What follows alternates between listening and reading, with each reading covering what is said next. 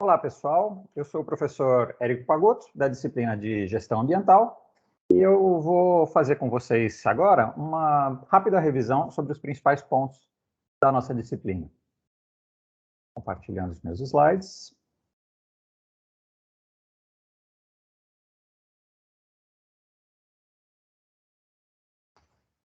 Esses slides eu vou disponibilizar para vocês posteriormente, junto com a gravação desse vídeo. Muito bem. Então, a nossa disciplina está dividida em 7 módulos, sendo que no primeiro a gente estudou um pouco sobre a origem da crise ambiental e as suas consequências. No segundo módulo, semana 2, a gente falou sobre a teoria geral dos sistemas e alguns conceitos básicos de ecologia. Na terceira semana, conversamos sobre desenvolvimento sustentável e ecoeficiência. Na semana 4, falamos sobre os SGA, Sistemas de Gestão Ambiental, e as suas aplicações nas empresas. Na semana 5, conversamos sobre os modelos de gestão ambiental empresarial. Na semana 6, falamos sobre políticas de controle ambiental e legislação ambiental. E na semana 7, falamos da questão da responsabilidade socioambiental corporativa, ou seja, da perspectiva das organizações, e de como que elas podem utilizar isso como parte da sua estratégia empresarial. E na semana 8, que é a semana atual, a gente está fazendo revisão e em seguida teremos a avaliação. Muito bem, nos próximos slides eu vou falar um pouco sobre cada um destes temas. Na semana 1, o que a gente conversou foi sobre o conceito de meio ambiente, a origem da crise ambiental e as suas consequências sobre os ecossistemas e os seres humanos. Bom, para começo de conversa, a gente pode definir, então, o meio ambiente não simplesmente como um pano de fundo na frente do qual a ação humana acontece.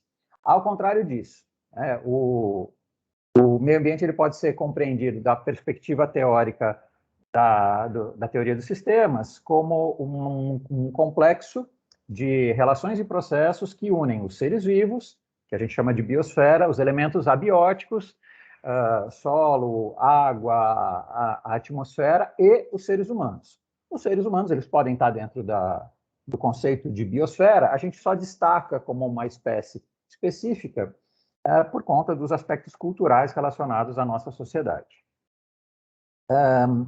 O movimento que interliga, os processos que interligam todos esses elementos bióticos, abióticos e antrópicos, a gente pode chamar de ecossistema, ou também biogeocenose. Biogeocenose, né?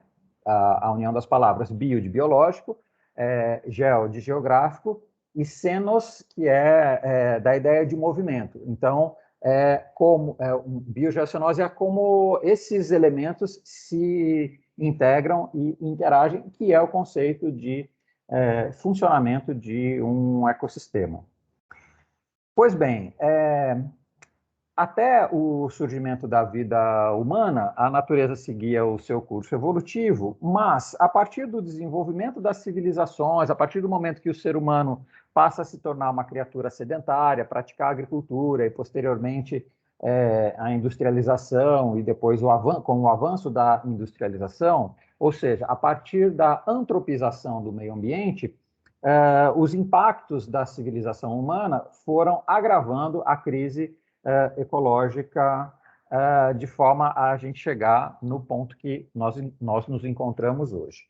Até então, né, a crise era circunscrita a regiões geográficas distintas, né? Mesmo antes do processo industrial a gente tinha impactos ambientais por conta do desmatamento, mas eles eram muito mais circunscritos no espaço geográfico. Então, com o avanço das populações humanas sobre os terrenos, com o aumento dessa população, que a gente chama de explosão demográfica, e com a lógica da acumulação de terras, de poder, de recursos, a gente acabou caminhando para uma situação de grave injustiça social, né? Dados do IPCC, que é o Painel Internacional de Mudanças Climáticas, dão conta de que, hoje em dia, não há nenhum tipo de dúvida sobre o papel dos seres humanos nas alterações climáticas e outras alterações, como, por exemplo, mudança no uso e cobertura do solo, que acabam nos levando a uma situação de completa insustentabilidade. Então, é inequívoca a ação do homem, dos seres humanos, como fundamental no processo de aceleração da degradação ambiental e em todas as suas decorrências, né? A gente pode pensar em classificar os níveis de intervenção humana em diferentes níveis. Então, como eu estava falando, desde as primeiras civilizações que viviam num estado mais ou menos natural, de equilíbrio, até o surgimento dos primeiros agrossistemas, até o processo de surgimento das indústrias e de industrialização. Então, hoje em dia, a gente ainda tem isso, né? Temos áreas naturais, temos sistemas agrícolas e temos sistemas urbanos e industriais, cada um com diferentes níveis de antropismo, ou seja, com diferentes impactos sobre o meio ambiente. O início da percepção da crise não é recente. Acho que um dos primeiros estudos, ainda no século XVIII, foi feito por Thomas Malthus, um matemático, que previu que a civilização eventualmente viria a passar fome se ela continuasse crescendo em ritmo acelerado, em progressão geométrica, enquanto a produção de alimentos crescia em progressão aritmética. Essa previsão de Malthus ela acabou não se verificando de fato, porque Malthus, no século XVIII, não teria como saber sobre os avanços tecnológicos e o avanço na capacidade de produção agrícola. Mas isso não quer dizer que ele se enganou com relação aos impactos sobre o meio ambiente. Essa percepção da degradação ambiental ela começa a acontecer principalmente depois da Segunda Guerra Mundial, que acabou em 1945, quando alguns países ricos, principalmente do hemisfério norte, passaram a avançar e acelerar o processo de industrialização mundial. E essa aceleração ela foi tão importante que chamou a atenção da Rachel Carson, que é considerada uma das mães do ambientalismo moderno. A Rachel ela era uma bióloga e ela estudou os efeitos ecossistêmicos da utilização indiscriminada de agrotóxicos. Eventualmente hostilizada, posteriormente reconhecida, os trabalhos da Rachel não só contribuíram para uma mudança na forma como os agrotóxicos são utilizados pelos seres humanos, mas também se tornou, ela inaugurou, né, o novo movimento ambientalista a partir da década de 1960. Muito bem, como consequências da crise, a gente tem, então, um agravamento dos problemas ambientais, como mudanças climáticas, efeitos sobre o funcionamento dos ecossistemas e extinção de espécies. Na semana 2, nós conversamos sobre teoria geral dos sistemas e alguns conceitos básicos em ecologia, né? A gente poderia resumir de forma bem didática a teoria dos sistemas, explicando que a teoria dos sistemas funciona por meio de elementos e processos que se interrelacionam e produzem consequências maiores do que do que cada processo tomado isoladamente, certo? Então, se no passado, né, até o século XIX, a gente tinha uma perspectiva muito cartesiana, né, de dividir para compreender, principalmente a partir do século XX, a gente começa a abandonar esse paradigma e mudar para um outro paradigma muito mais sistêmico, ou seja, enxergando que a soma das partes acaba sendo maior do que o todo. E as peças que compõem um sistema ou um ecossistema têm um efeito sinérgico e produzem resultados diferentes do que a soma das partes sozinha poderia ter. Ok? Essa é a ideia de holismo, a ideia de enxergar todas as as partes compondo um todo diferente das suas peças tomadas individualmente. Pois bem, a crise ambiental surge principalmente a partir da noção de que o ser humano passou a se descolar cada vez mais e criar coisas que não existiam antes no seu estado natural. E com isso avança-se os impactos sobre o meio ambiente. Se as civilizações humanas mais primitivas, como por exemplo, né, as que deram origem à nossa civilização, que seria mais ou menos correspondente ao que são os indígenas hoje, viviam de uma forma muito mais coletiva e integrada, a nossa civilização atual, ela é essencialmente individualista. Né? E buscar maximizar a performance para o indivíduo, ao invés de pensar nos efeitos coletivos dos nossos impactos, tem levado a gente a essa encruzilhada civilizatória. A saída para essa encruzilhada só pode se dar, não tem outra forma, só pode se dar por meio da redução bruta dos impactos, certo? A gente não pode enganar a natureza. Partindo-se de um princípio físico, a gente entende que o funcionamento dos ecossistemas ele é homeostático, ou seja, eles procuram,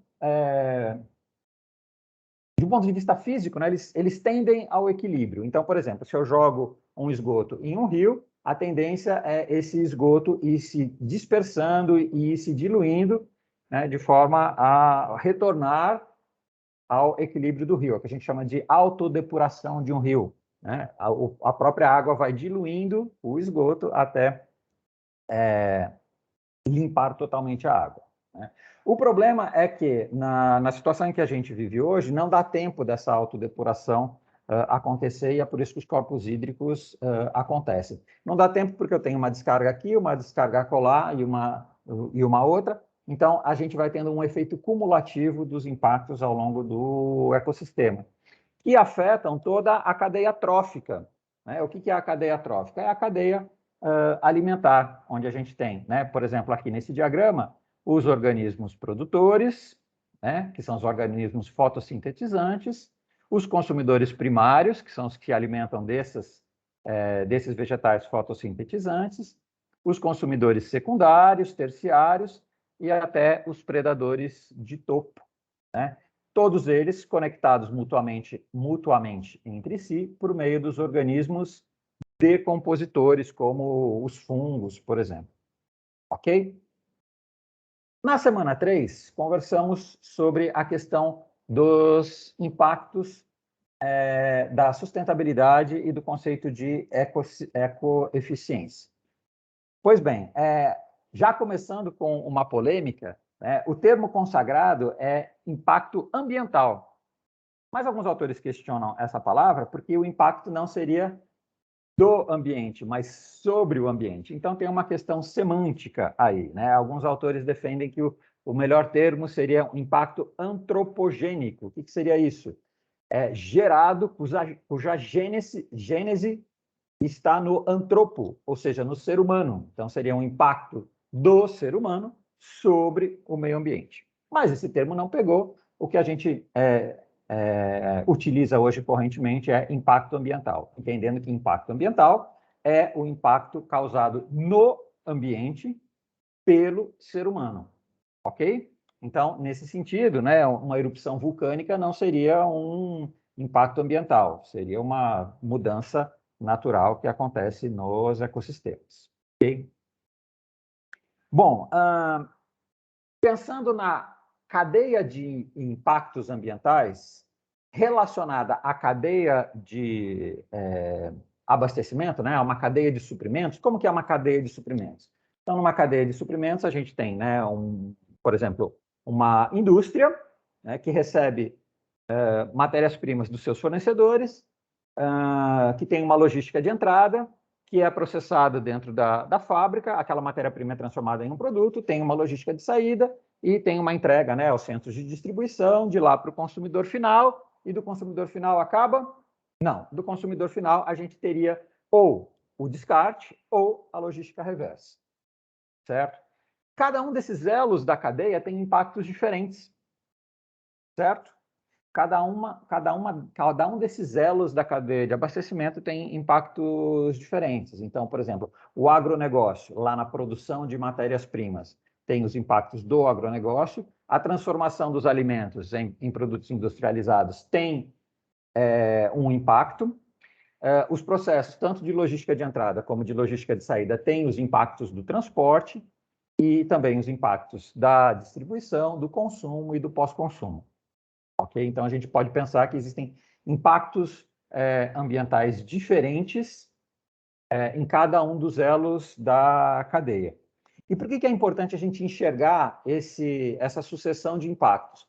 Porque, do ponto de vista físico, eles se acumulam ao longo dessa cadeia linear, né? Então, o ser humano ele criou uma coisa que não existe na natureza, que é essa lógica linear: extrai, produz, consome, descarta, extrai, produz, consome, descarta. A nossa tragédia é que no meio ambiente não existe nada linear, tudo é cíclico. Ciclo do carbono, ciclo do nitrogênio, ciclo da água, ciclo da vida, né? Então, se a gente não transformar o nosso estilo de vida num estilo circular, a gente está condenado ao esgotamento dos nossos recursos naturais, certo? As saídas desse esgotamento dos recursos naturais, elas têm que passar necessariamente por esse olhar em toda a cadeia de abastecimento. E não só sobre a reciclagem. A reciclagem ela é muito importante, obviamente, porque ela introduz alguma circularidade no sistema, mas ela é só uma parte do problema. A reciclagem ela atua no que a gente chama de fim de tubo dos processos, né? Então, pega, por exemplo, a cadeia do plástico. A gente vai buscar petróleo lá nas profundezas do oceano, refina, industrializa, produz plástico. Reciclar o plástico é uma solução de fim do tubo, porque o começo do tubo está lá na extração. Então, além desta circularidade da reciclagem, a gente também precisa fechar a torneira do consumo, parando de inserir matéria-prima virgem no sistema e mudar a forma como determinados produtos são fabricados e industrializados. Porque aí a gente atuaria sobre o começo e o fim da cadeia de abastecimento. De preferência, eliminando todo tipo de material tóxico ou contaminante ou para o qual a gente não consegue dar conta. Como, por exemplo, né, os produtos venenosos, produtos tóxicos, o microplástico, substâncias radioativas, entre outras. Além disso, né, para melhorar o funcionamento, a performance da cadeia, a gente precisa estender a durabilidade dos bens, aumentar a vida útil dos bens, porque essa nossa sociedade ela se caracteriza por uma obsolescência veloz. Os produtos se tornam defasados muito rapidamente.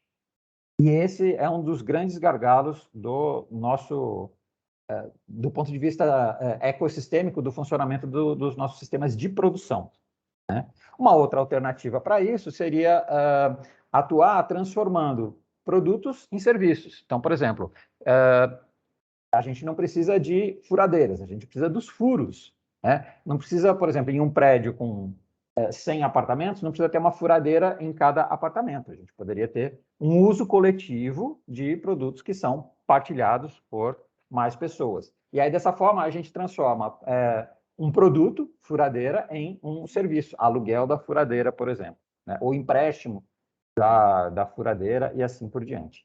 Esse é o conceito de servicizing. O que é servicizing? É transformar um produto em um serviço. Ao invés de comprar, que aumenta a demanda por produção, alugar. Okay? Além disso, para atuar na redução dos impactos, a gente precisa pensar em reduzir o consumo energético, em geral, principalmente daquele de fontes não renováveis, ou seja, dos combustíveis fósseis, para diminuir os efeitos negativos dos gases do efeito estufa, como, por exemplo, as mudanças climáticas e a destruição dos ecossistemas, né? Na semana 4, conversamos sobre os sistemas de gestão ambiental e como que eles operam nas organizações. Então, o que são os sistemas de gestão ambiental? Na verdade, não é um software como o Excel que você instala e usa. Não tem uma solução pronta e definida que resolva a questão da gestão ambiental nas organizações. Os sistemas de gestão ambiental, eles são muito mais um conjunto de políticas e práticas adaptáveis de acordo com cada tipo de organização, o tamanho da organização, o tipo de atividade econômica que ela desenvolve, que visa melhorar a eficiência ao longo de todos os seus processos, certo? Além disso, além da implantação dos sistemas de gestão, a gente tem as certificações ambientais, e aí a gente tem várias certificações ambientais, como, por exemplo, a ISO 14000, que é talvez a mais famosa delas.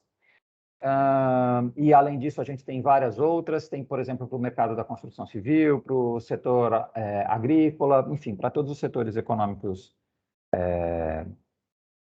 de produção e da cadeia de abastecimento como um todo. Para que servem as certificações ambientais, né, minha gente? As certificações ambientais, elas servem, sobretudo, para compartilhar informação com todos os elos da cadeia, certo? Não só para o consumidor final, também para ele, mas também para os outros integrantes da cadeia. Eu vou dar um exemplo logo na sequência, né? Além disso, um produto certificado, ele tem processos controlados, né? Controlar processos é o critério para certificar um produto ou um serviço, e com isso ele consegue adquirir diferenciais competitivos em relação aos seus concorrentes que não têm a mesma performance.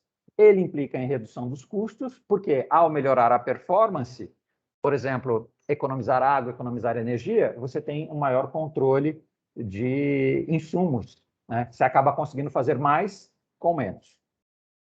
Isso implica também em melhorias organizacionais, pegando a ideia lá do ciclo PDCA, né?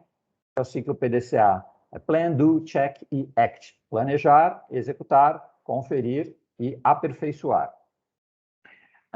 Então, os sistemas de gestão ambiental e as certificações ambientais promovem melhorias ambientais nas organizações à medida que eles promovem esse ciclo de melhoria contínua nas organizações. E uma última vantagem que a gente poderia citar aqui, dentre várias, é a minimização de riscos. A certificação ambiental ela ajuda a reduzir risco, por exemplo, de rastreabilidade, né? Ela consegue monitorar, alguns selos conseguem monitorar todo o ciclo de produção e distribuição. Além disso, eles ajudam na prevenção e gestão de sinistros. De que forma, por exemplo, ao extraviar uma carga, você sabe como, ao ter uma perda de uma carga, por exemplo, né, um produto contaminante, você tem mais informações, se aquele produto for certificado, você tem mais informações sobre como controlar os impactos decorrentes destes sinistros. Além disso, é possível evitar os efeitos negativos provenientes de uma eventual cascata de risco. Então, a gente consegue impedir, usando produtos certificados, a gente consegue impedir que problemas se multipliquem ao longo da cadeia de produção, né? Se eu tenho uma matéria-prima certificada, ela é mais controlada do que uma não controlada. Usar uma matéria-prima certificada e controlada vai reduzir a chance de eu ter um risco no meu sistema de produção. Evita, obviamente, multas ambientais, vários sistemas de certificação ambiental, vários sistemas de certificação ambiental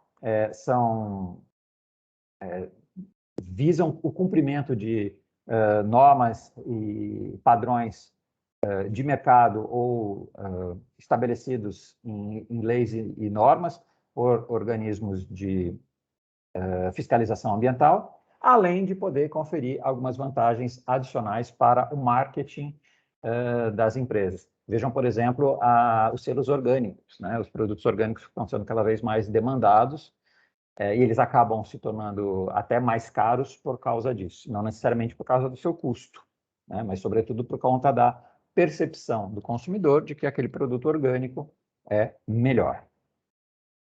A certificação mais conhecida né? A certificação ambiental mais conhecida é o ISO 14000, com os sistemas de gestão ambiental. A certificação ISO 9000, ela não é um SGA em si, mas ela é um conjunto de normas que orienta a utilização de sistemas de gestão, e ela é subdividida, a família ISO 14000, ela é subdividida em várias classes, né? Então, por exemplo, o ISO 14010 refere-se à auditoria, o 14020 refere-se à rotulagem, o ISO 14030 se refere ao desempenho ambiental. E aí a gente tem outras subfamílias da família ISO 14000 que falam, por exemplo, sobre a comunicação, sobre a análise do ciclo de vida, entre outros, tá?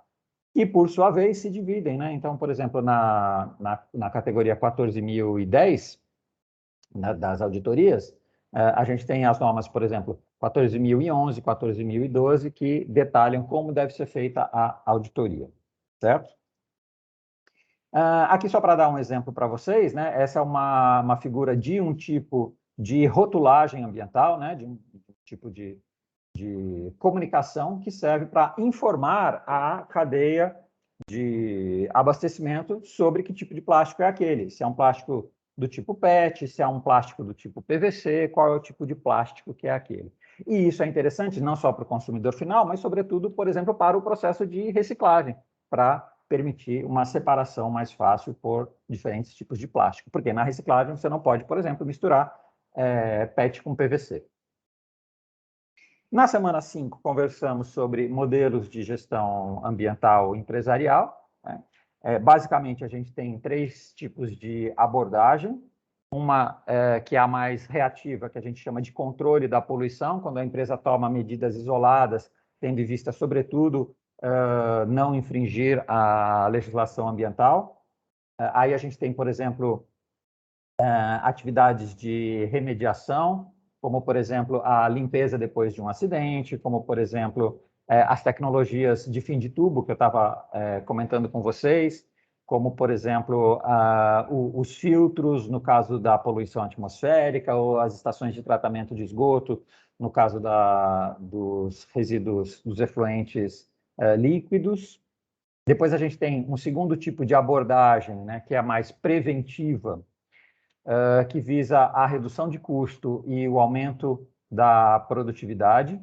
Então, esta abordagem aqui, ela está voltada a prevenir que a poluição aconteça. No primeiro caso, a poluição já aconteceu. Neste segundo caso, o objetivo é prevenir a poluição. Como que a gente faz para prevenir a poluição? Então, a gente reduz a entrada de matéria-prima no sistema, a gente faz mais com menos, né? Ou a gente reusa alguma coisa que já está no ciclo, ou então a gente faz a reciclagem de materiais que possam ser reaproveitados. E, por último, a gente tem uma abordagem mais estratégica, mais proativa, que algumas empresas vêm adotando, no sentido de se utilizar desta ideia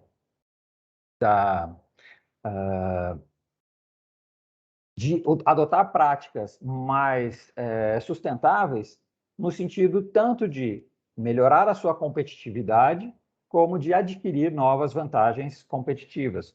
Por exemplo, por meio do marketing verde, né, por meio da implantação de sistemas de gestão ambiental e de certificação dos seus processos, e através da emissão de relatórios de responsabilidade social ou responsabilidade socioambiental. Ok?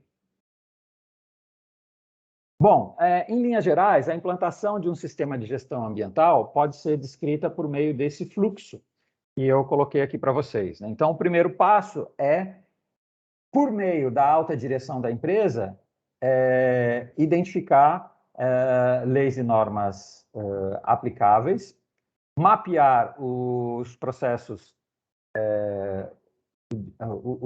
dentro da empresa, né? Cada um dos aspectos envolvidos, cada um dos impactos gerados. Lembra que eu falei que cada etapa do processo produtivo corresponde a um impacto diferente, né? Elaborar a política ambiental da empresa. Aqui entra o corpo diretivo de uma organização. Divulgar, então, à comunidade interna e externa, então, aos funcionários da empresa e também a todos os outros stakeholders, fornecedores, parceiros, o próprio Estado, comunidade interessada. Planejar e definir metas.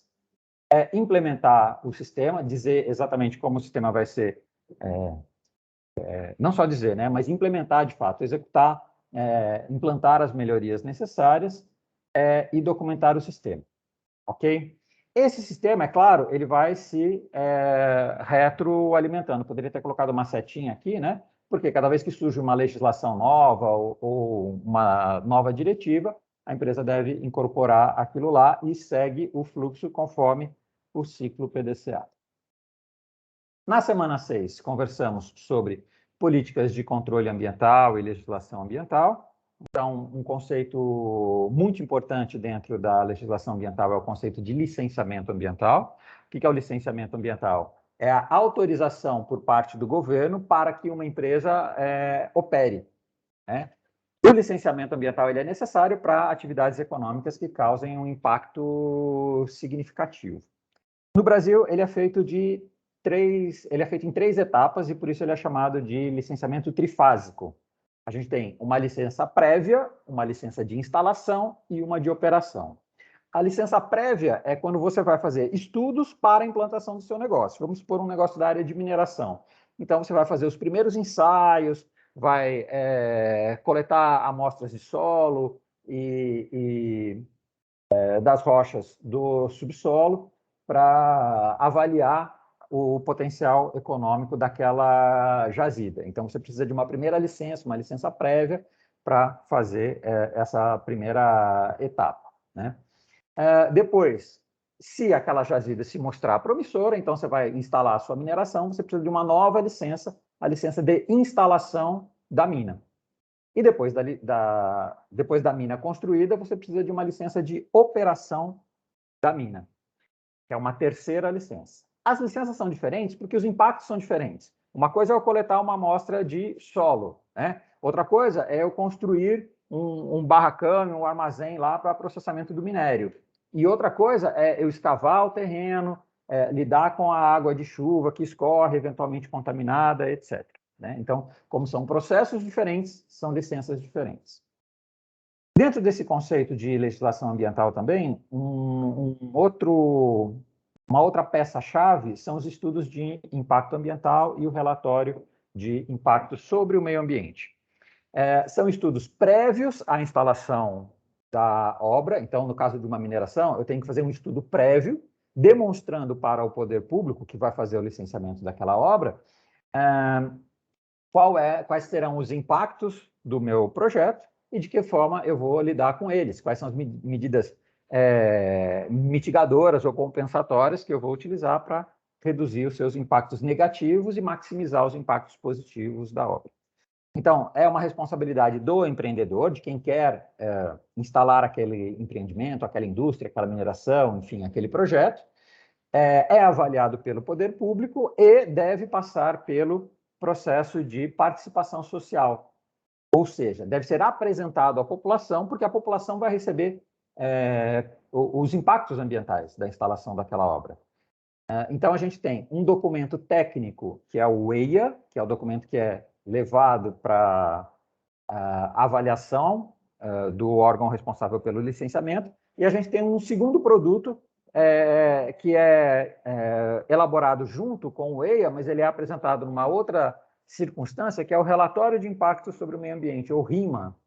Esse RIMA, ele tem o conteúdo resumido do EIA e ele é utilizado para esses momentos de participação social, que tanto pode ser por meio de assembleias e reuniões, quanto pode ser disponibilizado para a consulta pública. A ideia é que o RIMA ele esteja numa linguagem mais acessível para o público leigo, para que essa participação social se dê de forma legítima. Aqui a gente tem uma figura delimitando a área de interesse de um projeto, né? Então, eu posso ter lá uma área diretamente afetada pelo projeto. Vamos supor que eu vou construir uma usina hidrelétrica, né? Então, aqui em vermelho, a área diretamente afetada é a hidrelétrica propriamente dita. A área número 2, de entorno dessa área, é a área de influência direta. O que é a área de influência direta? É a área de entorno imediato da obra, onde eu vou mobilizar equipamentos, maquinário, etc., e que vai ser influenciada diretamente. Posso incluir aí o lago, né? Se for uma hidrelétrica de barragem, posso incluir o lago, né? Ou se for uma PCH, uma pequena central hidrelétrica, são as margens de entorno da hidrelétrica. E eu posso levar em consideração também uma área de influência indireta, que são áreas que não vão receber a obra, mas receberão impactos da obra. Então, por exemplo, no caso de uma usina hidrelétrica, toda a bacia será, de alguma forma, afetada, ainda que indiretamente, pela construção da obra. Por fim, na semana 7, falamos sobre a ecoestratégia e a responsabilidade socioambiental corporativa. Esse conceito está muito relacionado às empresas prestarem contas à sociedade sobre as suas atividades. O objetivo de uma empresa não pode ser simplesmente o lucro, não pode ser unicamente o lucro. Uma empresa existe para agregar valor para a sociedade. E não tem valor para a sociedade uma empresa que dê lucro, mas destrua o meio ambiente, né? Então, uma empresa ela precisa prestar contas de suas atividades para a sociedade. E aí, quando a gente fala de responsabilidade socioambiental, a gente está falando da responsabilidade com as pessoas e com o meio ambiente. A ideia por trás da responsabilidade socioambiental, né, é de que ela opere seguindo o princípio da escada limpa. O que é o princípio da escada limpa? Assim como um SGA, da mesma forma, os relatórios de responsabilidade corporativa, eles têm que partir da alta direção da organização e de lá para baixo, né? Da mesma forma como a gente só consegue varrer uma escada de cima para baixo e nunca de baixo para cima, a implantação tanto de um SGA quanto de um relatório de responsabilidade corporativa, um programa de responsabilidade corporativa que vai produzir um relatório de responsabilidade corporativa, tem que partir sempre da alta direção, né? A decisão da implantação, porque muitas dificuldades serão enfrentadas do ponto de vista estratégico, então deve ser da alta direção da empresa e aí garantir que todas as decisões importantes sejam tomadas para que tanto o sistema de gestão quanto as práticas de responsabilidade corporativa sejam adotadas. Hoje em dia, alguns outros países estão adotando, inclusive, o conceito de cidadania corporativa. O que é cidadania corporativa? É o papel que uma corporação, uma empresa, exerce na sociedade. Então, como eu estava falando, não pode ser só o lucro, né? Ela também tem uma responsabilidade com o meio em que ela está.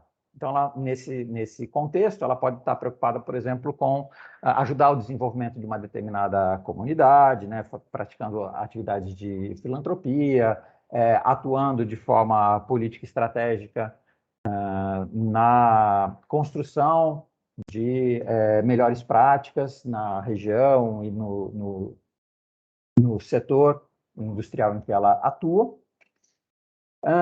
Esse ponto é importante, né? A questão da responsabilidade socioambiental é importante porque a gente está vendo na atualidade hoje grandes mudanças no mercado mundial. Tá aí a COP26 que aconteceu agora em 2021 e que tem mobilizado grandes investimentos públicos e privados, tanto para conseguir fazer as mudanças tecnológicas que são necessárias, por exemplo, saindo de fontes fósseis e mudando para tecnologias menos poluentes, mais sustentáveis, como também para formar, capacitar e gerar novos empregos verdes. Provavelmente, a área de responsabilidade socioambiental e as áreas relacionadas à gestão ambiental como um todo, né? Elas vão crescer e se transformar muito ao longo dos próximos anos. E quando eu estou falando próximos anos, eu estou falando, né, de um futuro próximo, aí de um horizonte de 5, 10 anos, ok? Essas mudanças elas estão contextualizadas dentro de uma ideia de economia verde, de esverdeamento da economia, que envolve diversos setores que hoje talvez não sejam tão protagonistas, mas que estão passando a ser cada vez mais e serão neste horizonte de futuro que eu estou comentando com vocês, tais como a permacultura. O que é a permacultura? É a produção agroecológica, a utilização de energias renováveis, como eu já comentei, o desenvolvimento de novas matérias-primas mais eficientes, menos poluentes, mais recicláveis, o fechamento das cadeias de produção, como eu falei, né, por meio da implantação de canais de logística reversa e, sobretudo, a restauração ambiental de áreas já degradadas, que é uma área que vai crescer muito também nos próximos anos, porque não basta apenas a gente reduzir a nossa poluição, a gente precisa restaurar aquilo que já foi destruído. Certo? Bom, eu encerro por aqui a nossa revisão. Desejo a vocês bons estudos, que vocês façam uma ótima avaliação e recomendo a todos que continuem estudando a gestão ambiental e incorporando os seus conceitos nas suas práticas pessoais e profissionais. Um abraço, até a próxima.